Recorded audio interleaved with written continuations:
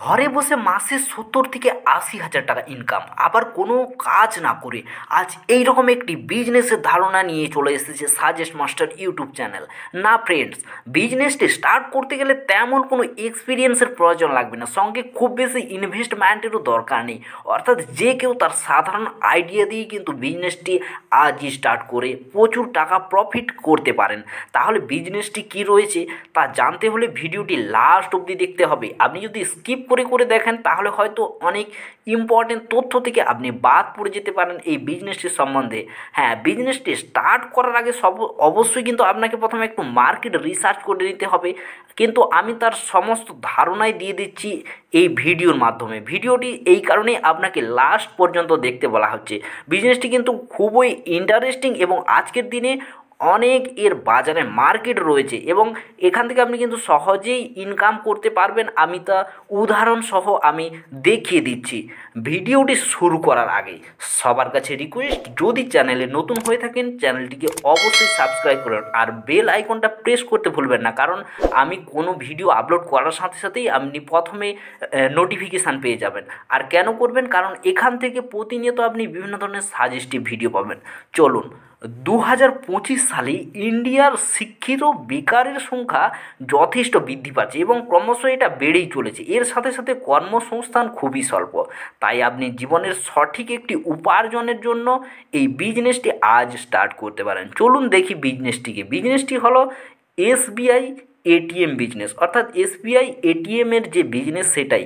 বর্তমানে ইন্টারনেটের সাথে যুক্ত রয়েছে প্রায় 97% মানুষ। এটিএম তো তারা ব্যবহার করেন। এই কারণে 2025-এ দাঁড়িয়ে এটিএম বিজনেসের চাহিদা মার্কেটে ব্যাপক রয়েছে। আপনি মার্কেট রিসার্চ করতে পারেন, তাহলে আপনি অবশ্যই জানতে পারবেন, তাহলে সঠিক ধারণাটা পাবেন। চলুন সঠিকভাবে বুঝিয়ে বলি বিজনেসটির সম্বন্ধে। বিজনেসটি বোঝানোর জন্য আমি কয়েকটি স্টেপে আলোচনা করছি, যেখানে নাম্বার 1-এ আলোচনা করছি এসবিআই এটিএম বিজনেস সম্বন্ধে। এসবিআই এটিএম বিজনেস হলো টাকার বিনিময়ে এসবিআই এটিএম ফ্র্যাঞ্চাইজ স্থাপন করা। কারণ বর্তমানে কম বেশি 95% মানুষ এই বিশ্বস্ত এসবিআই ব্যাংকের সাথে যুক্ত রয়েছে এবং এতে অ্যাকাউন্ট রয়েছে। টাকা লেনদেন করতে হলে ব্যাংকে গিয়ে লম্বা লাইনে দাঁড়াতে হয়, ফলে অনেক মানুষ রয়েছে যাদের যথেষ্ট প্রবলেম হয়। বেশিরভাগ মানুষ তাই এটিএমের মাধ্যমে দ্রুত লেনদেন করতে পছন্দ করেন।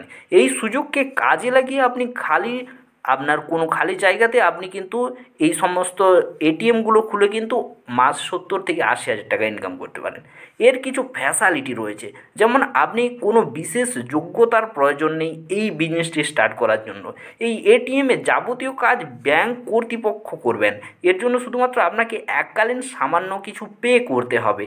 এরপর ব্যাংক কর্তৃপক্ষ আপনাকে এটিএম সেট আপ থেকে শুরু করে সমস্ত কিছুই করে দেবেন। এবারে চলুন দেখি নাম্বার 2, আবেদন যোগ্যতা। আবেদন যোগ্যতাটা কী লাগছে? আবেদন প্রসেসটি কিন্তু খুবই সামান্য। নিচে আমি কিছু পেপারসের কথা মেনশন করেছি, যেমন আবেদনকারীর পরিচয়পত্র হিসাবে আপনি কিন্তু ভোটার আইডি বা আধার আইডি শো করাতে পারেন। এছাড়াও এটিএমের জন্য আপনাকে কিন্তু 50 থেকে 80 স্কোয়ার ফিটের একটি জায়গা কিন্তু রাখতে হবে। এটিএম যেখানে সেট আপ করবেন সেখানে কিন্তু আশেপাশে 100 মিটার মধ্যে কোনোরূপ কোনো যাতে এটিএম না থাকে সেটা কিন্তু আপনাকে দেখে নিতে হবে। এটিএমের এনি টাইম কিন্তু আপনাকে যে কারেন্ট সরবরাহ সেটা কিন্তু অ্যাভেলেবেল রাখতে হবে। যদি আপনার মনে হয় এটা হেল্পফুল, অবশ্যই কিন্তু একটি লাইক করবেন। নাম্বার 3, আবেদন পদ্ধতি। এসবিআই এটিএম স্থাপনের জন্য আপনাকে কিছু পদ্ধতি অবলম্বন করতে হবে, যেমন এসবিআই এটিএম স্থাপনের ফ্র্যাঞ্চাইজির জন্য আপনার অনলাইন প্রসেস করতে হবে। এটি আপনি সাইবার ক্যাফেও করতে পারেন, এছাড়াও নিজের ডেস্কটপ থেকেও চাইলে আপনি করতে পারেন। এসবিআই অফিসিয়াল ওয়েবসাইট এন্টার করতে হবে, সেখানে গিয়ে ফ্র্যাঞ্চাইজি আবেদন অপশানে ক্লিক করতে হবে এবং সেখান থেকে প্রক্রিয়া সম্পন্ন করতে হবে। হ্যাঁ, আবেদন চলাকালীন যাবতীয় তথ্য কিন্তু আপনাকে প্রদান করতে হবে আবেদন এর জন্য। নয়তো এই ব্যাপারে আপনাকে বিস্তারিত জানতে গেলে অফিসিয়াল যে ওয়েবসাইট রয়েছে সেখানে আপনি ভিজিট করতে পারেন, অথবা আপনি এর অফিসে গিয়ে কিন্তু আপনি যোগাযোগ করতে পারেন। নাম্বার 4, ডকুমেন্টস কী কী প্রয়োজন। এটা নিয়ে অনেকের মধ্যে প্রবলেম থাকে। বেশি কিছু লাগবে না, কিছু সাধারণ ডকুমেন্টসের প্রয়োজন, যেমন একটি আইডি প্রুফ, যেখানে আপনি আধার কার্ড অথবা প্যান কার্ড অথবা ভোটার আইডি শো করাতে পারেন। এবং নাম্বার 2-এ যেখানে আধার অ্যাড্রেস যেটা বা আপনার যে অ্যাড্রেস রয়েছে অ্যাড্রেসের প্রমাণ হিসাবে আপনি রেশন কার্ড অথবা আপনি যে কারেন্ট বিল রয়েছে এবং কি আপনি ব্যাংক পাসবুকও কিন্তু শো করাতে পারেন, কোনো প্রবলেম নেই।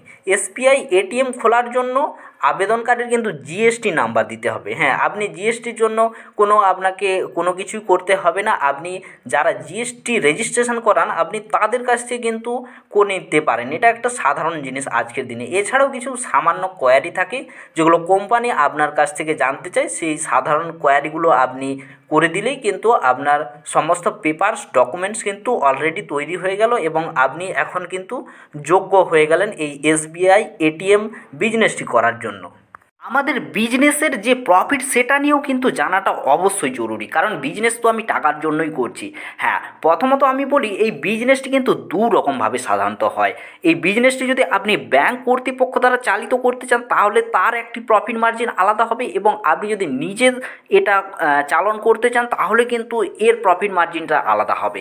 আপনি যদি ব্যাংক দ্বারা চালিত করতে চান তাহলে আপনি রেন্টটুকু পাবেন, কিন্তু আপনি যদি যখন নিজে দ্বারা আপনি চালিত করতে চাইছেন তখন কিন্তু আপনার যে কাস্টমার আসবে যেমন অনুযায়ী তারা ডিলিংস করবে সেই অনুযায়ী কিন্তু আপনার কাছে পার্সেন্টেজে প্রফিটটা কিন্তু আপনি পাবেন। হ্যাঁ, সেটা অবশ্যই যখন আপনি অ্যাপ্লিকেশান করবেন তখন কিন্তু সেটা কিন্তু আপনাকে সিলেক্ট করে নিতে হবে ওইখানেই, আপনি যখন অ্যাপ্লিকেশানটা করছেন এই ব্যাপারে।